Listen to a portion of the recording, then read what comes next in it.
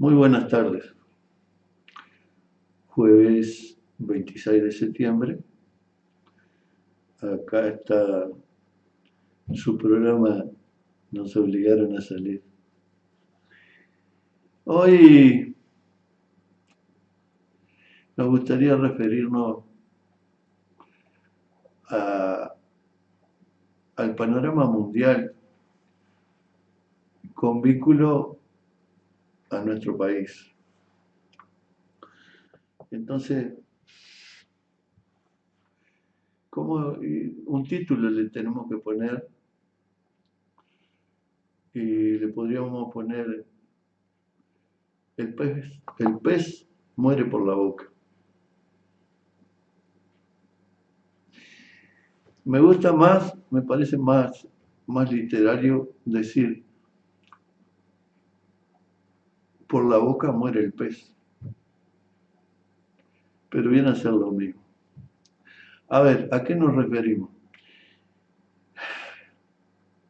Si hablamos de los últimos 70 años de esta pícara tierra, eh, hace 70 años terminaba más o menos la Segunda Guerra Mundial.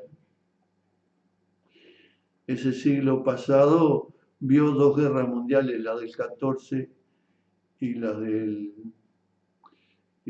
38, 39, comenzó la guerra mundial. ¿Qué fueron esas guerras mundiales? Fueron la disputa de los países más poderosos de desarrollo industrial, la disputa por el control del planeta. Como ya estaba medio repartido el planeta, quisieron que hubiera un nuevo reparto, cada país, el Reino Unido por un lado, Francia por otro, Alemania por otro, la Rusia de los Zares, Estados Unidos, etcétera, Japón, eh, participaron en esa primera y después en la Segunda Guerra Mundial con el mismo propósito, quedarse con el campo de influencia de las otras potencias. O sea que nosotros éramos el bocado de cardenal, según resultara la guerra, de un país, una potencia u otra. Bueno, quiere decir que hubo dos guerras espantosas. En la primera no sé cuántos murieron, pero no menos de 20 millones de personas. Y en la segunda no menos de 50, según quien escriba la historia, 60 millones de personas. Bueno, entonces se llegó al momento que terminó la Segunda Guerra Mundial. Y en esa Segunda Guerra Mundial, sí hubo, a diferencia de la primera, hubo un ganador más claro, o unos ganadores más claros. Y uno de los ganadores de la guerra fue Estados Unidos. Entonces, ¿qué pasa?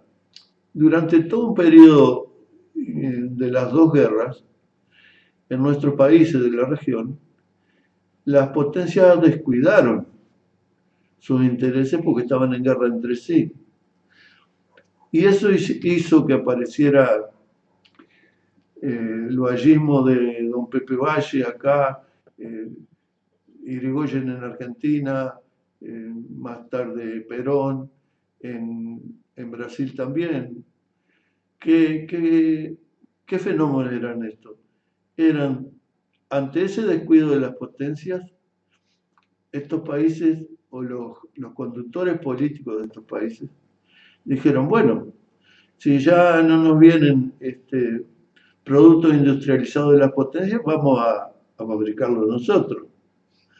Entonces empezaron lo que se llamó la industria de sustitución, porque antes venía de afuera, de las potencias, y como ellas estaban en guerra, no venían esos objetos de consumo de esas potencias. Entonces, esa industria de sustitución o esa producción de sustitución llevó a que estos países vivieran lo que algunos llaman las vacas gordas. Los buenos momentos de estos países en que hubo ocupación, porque aparecieron muchos nuevos puestos de trabajo para esa industria de sustitución. Entonces, en lo que refiere a nuestro país, conoció desde el Estado, la conducción política, eh, se planteó, bueno, precisamos energía, entonces, represa del Rincón del Bonete, precisamos una refinería con ANCAP más tarde, necesitamos banca nacional, porque estamos medio abandonados en la mano de Dios, y se creó una banca nacional. Necesitamos industria para elaborar la carne de nuestros ganados.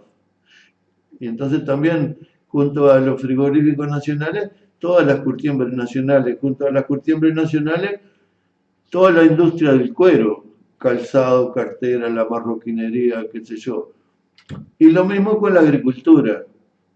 ¿Qué hacemos con nuestros granos? Bueno, podemos hacer hilo sisal, alpargatas o aceite o jabón.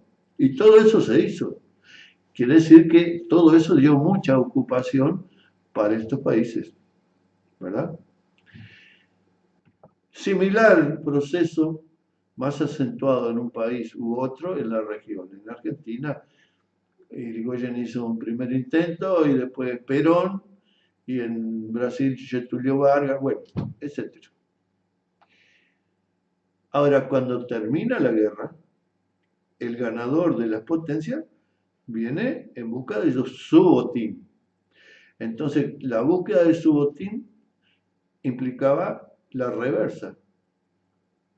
O sea, toda la eliminación de la industria de sustitución para volver a traer los productos de los países industrializados. Y comenzaron con controlar el crédito, eliminaron la banca nacional imperativamente, con la fuerza de la economía. Digo en estos países, porque en otros países directamente les llevaron la guerra, que resistieron a esa toma del botín y le llevaron la guerra, y dieron golpes de Estado, o otras versiones de la toma del botín. Muy bien, entonces eliminaron la banca y después empezaron a eliminar industria por industria. Entonces, adiós industria textil que elaboraban la lana uruguaya y otros hilos que se conseguían en el mercado internacional. Adiós de la industria del alcohol uruguaya, adiós a la industria del aceite uruguaya, adiós la industria del jabón, adiós la industria, la industria, la industria. Quiere decir que el país de las vacas gordas, donde hubo trabajo para todos o para muchos, o un bienestar generalizado, conoció después de la guerra el proceso inverso, hasta nuestros días, en donde las potencias económicas vinieron a regentear los territorios que por derecho de conquista, según el resultado de la guerra, les correspondía. Entonces empezó todo un proceso de deterioro social que no paró hasta ahora en todos estos países. Pero paralelamente se dieron otras cosas, y es que después de la guerra empezaron a venir los automóviles, Ford, Chevrolet, la maquinaria agrícola, todos los países industrializados, etcétera, etcétera. Pero paulatinamente, a nivel de los grandes capitales internacionales, las multinacionales que decimos nosotros, vieron de que si seguían produciendo, por ejemplo, dentro de Estados Unidos o dentro de Japón o dentro de Europa, su tasa de ganancia no era tan elevada como hacer el automóvil Ford o Chevrolet en Brasil o en Indonesia, porque los costos, salarios, qué sé yo, ellos podían obtener mayores ganancias por diferencia entre el costo salarial y en Estados Unidos que el obrero americano estaba acostumbrado a un nivel de salario que un obrero brasileño, ¿verdad? Entonces empezó un fenómeno de que empiezan a sacar los grandes capitales, la industria de Estados Unidos y otros lugares que controlaban los ganadores de la guerra, a países del tercer mundo, como se dice, o países marginales. Y ese fenómeno hace que ya el standard life, el nivel de vida de Estados Unidos empiece a caer, porque grandes masas de trabajadores perdieron su trabajo y empezó a haber pobreza en Estados Unidos, que se habla hoy en día que hay un 40% de pobreza, de miseria. Bien, empezó a generarse ese proceso. Y entonces, ¿qué pasó? En el propio Estados Unidos, hace muy poco, gana las elecciones Donald Trump. Donald Trump llegó a la presidencia con el voto norteamericano, fundamentalmente de los obreros desocupados, porque él prometió que Estados Unidos iba a volver a ser lo que fue y el obrero americano iba a tener nuevamente trabajo, ¿verdad? Y para eso era necesario cortar la entrada de migrantes, ¿no? Que le quitaban a su vez el trabajo a los norteamericanos, aparte de lo que hacían los grandes capitales, de sacar la industria para afuera, también los migrantes le sacaban trabajo al obrero norteamericano. Eso fue el plan de campaña de Donald Trump. Y ganó las elecciones, una cosa impensada, porque quien controlaba la administración del Estado norteamericano eran los grandes capitales, los mismos que sacaron la industria para afuera, los mismos que buscaban el máximo de ganancia, no importa en dónde se instalaran. No tenían esos capitales y no tienen ningún interés nacional con Estados Unidos. Los únicos intereses nacionales que tienen sus capitales son en la industria de la guerra, pero en lo demás, no. Porque la industria de la guerra sigue estando dentro de Estados Unidos, porque en algún lugar tenía que estar. Pero en el resto, no. Entonces, a partir que gana Donald Trump, empieza una cosa extraña, si se quiere, y es el enfrentamiento entre el capital financiero internacional y los nacionalistas norteamericanos encabezados por el loco bravo de Donald Trump. Hasta ahora. Y se acercan nuevamente las elecciones en Estados Unidos y lo que está en juego es eso. Las fuerzas del Congreso que controlan los grandes capitales, que son los dueños del mundo, tratan de que no se llegue a las elecciones, destituir a Trump antes, porque temen de que vuelva a ganar Donald Trump, con el voto popular norteamericano. Lo dice, hay encuestas que dicen que gana Donald Trump. Peligro, ¿cómo se llaman? Alarma roja para los grandes capitales acostumbrados a dominar el mundo. Esos grandes capitales son los que plantearon la globalización. La globalización que es de que no haya fronteras nacionales. El capital trabaja hoy acá, mañana allá, ¿no? Y si no hubiera administraciones o gobiernos nacionales, mejor, porque el capital así no tiene ningún impedimento. Esos grandes capitales le llevaron la guerra a varios países, porque hubo varios países que resistieron a esos grandes capitales. Y si en la Primera Guerra decimos que murieron del siglo pasado, Primera Guerra Mundial, murieron 20 millones y en la Segunda 50, desde que terminó la Segunda Guerra Mundial, las guerras de Estados Unidos abatieron por lo menos 20 millones de personas más. Pero en este caso para tomar el botín. no fueron guerras mundiales, fueron guerras con países de segundo rango, que fue Vietnam, que después fue Irak, que fue, ¿no? Oye, Siria, fue Libia, no sé cuántos golpes de Estado. Entonces se estima que un mínimo de 20 millones de personas costó la toma del botín. No la guerra entre las potencias que terminó en la Segunda Guerra Mundial, sino simplemente ocupar la plaza que les correspondía como botín. Muy bien, entonces esa es la situación. Y en medio de esa situación se descompone una potencia que le hacía sombra a Occidente, liderado por Estados Unidos, que fue la Unión Soviética. Se destruye, autodestruye, descompone, se cae. No importa los motivos porque no es el tema de hoy para nosotros, podemos tomarlo otro día.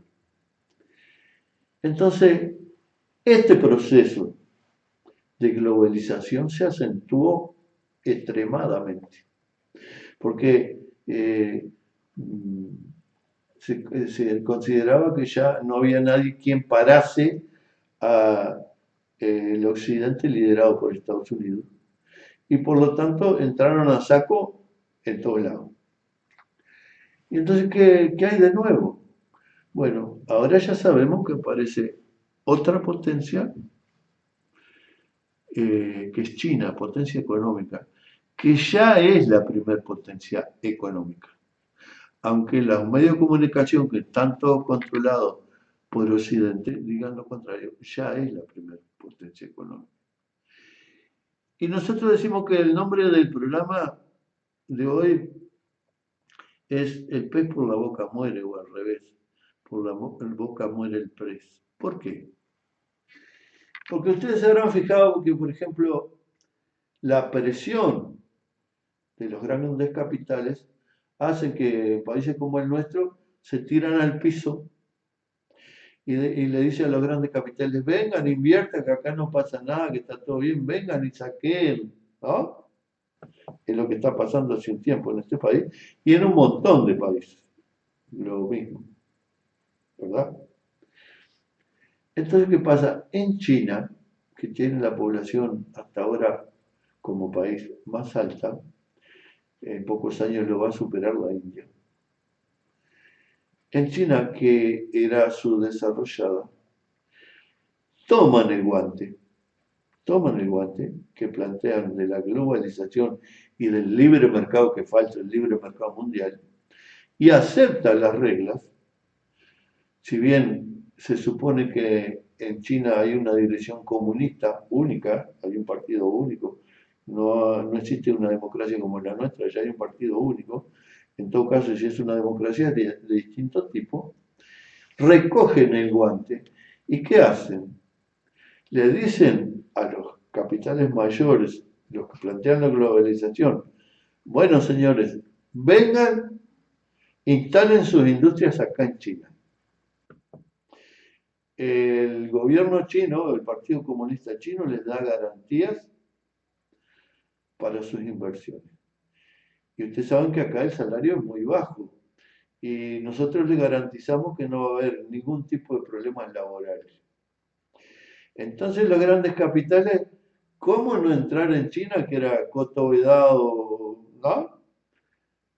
Y entraron a Mansalva. Entonces entraron todas las grandes marcas y multinacionales de la industria manufacturera, automovilística, ainda más, a China.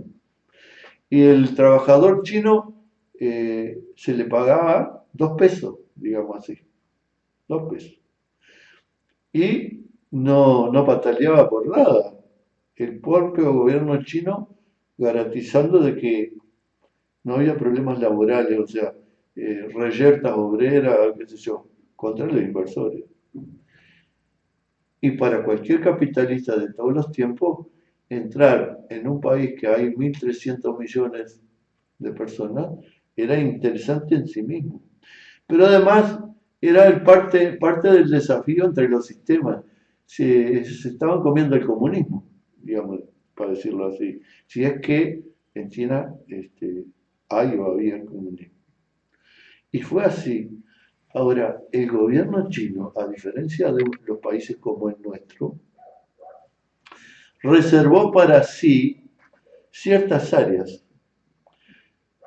La energía, la industria pesada, las comunicaciones, son todas estatales, ahí no entró nadie.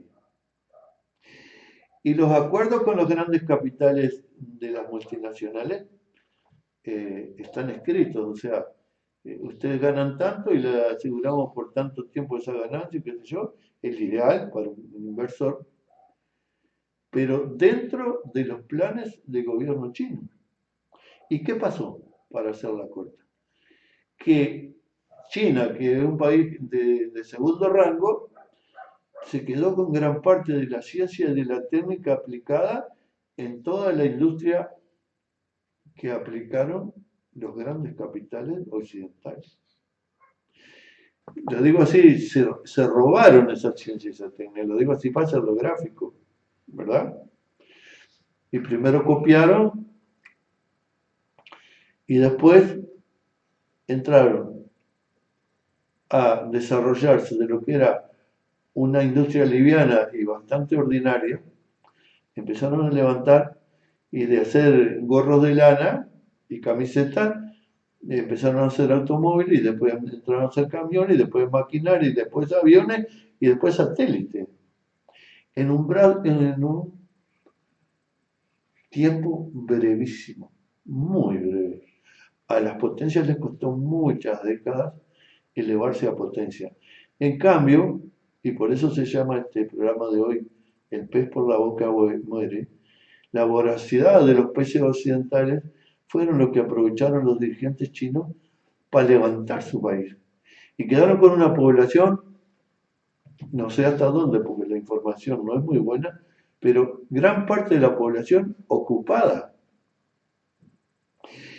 Y entonces aparece un Donald Trump que dice, la globalización nos está matando, ya no somos la primer potencia mundial, nos están matando, China nos está matando. Guerra comercial contra China, porque otra guerra no pueden hacer, porque la guerra es la guerra mundial, no la pueden hacer. Los otros también tienen la bomba atómica. Bien, entonces aparece Donald Trump y dice guerra a China. Entonces, respetando el programa que lo llevó a la presidencia, vamos a poner aranceles a los automóviles chinos para que trabaje el obrero norteamericano elaborando sus propios automóviles. Vamos a poner aranceles a los celulares chinos para que el obrero norteamericano elabore su propio, ¿no? Tenga ocupación. El camino a la inversa de lo que pasó en los últimos años. Entonces, llegado a ese punto, nosotros decimos, Estados Unidos tiene la guerra perdida. ¿Por qué tiene la guerra perdida? La población de Estados Unidos anda en los 300 y algo millones. China tiene 1.300 millones de población. Entonces, cuando empieza la guerra comercial, me parece que no es un loco de la guerra, Donald Trump, sino es un tipo que está lúcido de lo que está pasando y quiere perder por menos, por lo menos. Cuando Estados Unidos le declara la guerra comercial y borra con el codo lo que había escrito con la mano en cuanto al mercado mundial libre, en donde todos competían con todo y empieza a poner aranceles y sanciones a los países que comercian con China, etcétera, etcétera. Entonces el Estado chino o el gobierno chino dice, bueno, discute, conversa con Estados Unidos a ver si hay algún arreglo, pero dice, bueno, entonces si esa es la situación, ahora nosotros vamos a desarrollar nuestro propio mercado interno. A lo Pepe Valle, tenemos la gente ocupada, entonces el obrero chino que ganaba 2 pesos ahora gana 4, ¿verdad? Entonces, si gana 4, puede comprar una bicicleta, un celular, ponerse unos championes Nike, ¿no? Un conjunto Adidas, etcétera, etcétera. ¿Y qué hace el gobierno chino con eso? Divide más a los capitales globalistas que se oponen a Donald Trump de Donald Trump. Por esos capitales globalistas están tan interesados en que el obrero chino, que son 1.300 millones, consuma, que la guerra de Donald Trump le importa tres pepinos. Porque si son 1.300 millones de chinos y a cada uno le vendemos una caja de fósforo, vendemos 1.300 millones de cajas de fósforo.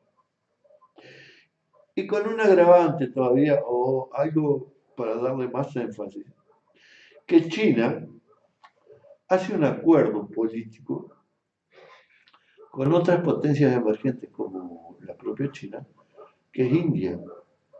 India tiene igual población y en el 2000, dentro de 20 años o menos, supera la población de China. Y hace un acuerdo con Rusia, que Rusia, lo que hizo China en el plano económico general,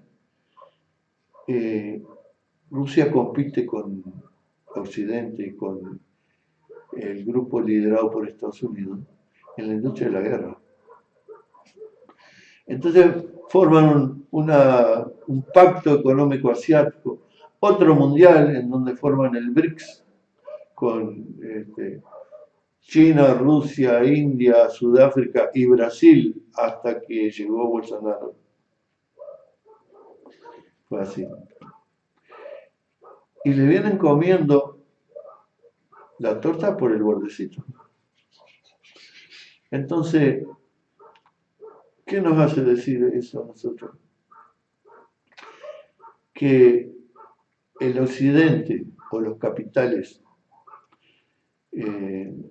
occidentales tienen la guerra perdida. Ya sea que adopten la línea Donald Trump nacionalista o una, no sé, que pueden inventar los globalistas, porque los globalistas sí que están más encadenados que Donald Trump, porque dependen, en este caso de China, para su posterior desarrollo y ganancia, ¿verdad? Quieren entrar en el mercado chino, quieren entrar en el mercado indio, quieren. Y Donald Trump los está matando a sanciones porque sabe que Estados Unidos potencia muere como el pez. La voracidad del capital lo va a llevar a que se acelere el proceso de que Estados Unidos haya sido, ya no lo es, la potencia mundial dominante. Y para terminar y llegando a Uruguay, Uruguay ha optado en esta disputa mundial por el bando perdedor. Esta guerra comercial o económica entre potencias la va a ganar China, India, Rusia, la viene ganando. Y sus adversarios, que son los capitales occidentales, están divididos entre los nacionalistas y los globalistas. Pasa acá y pasa en Estados Unidos y pasa en el Reino Unido. Están divididos los globalistas y los nacionalistas. Quiere decir que en una lucha o en una guerra, si una de las partes está dividida, tiene todas las de perder. Y Uruguay eligió, hasta hoy, del día de este programa, el bando perdedor. Y todo grita, porque si nos estudiamos la economía uruguaya, ¿a quién les vendemos, a quién le exportamos? El principal comprador es China. En Uruguay, en Brasil y en varios países de la zona.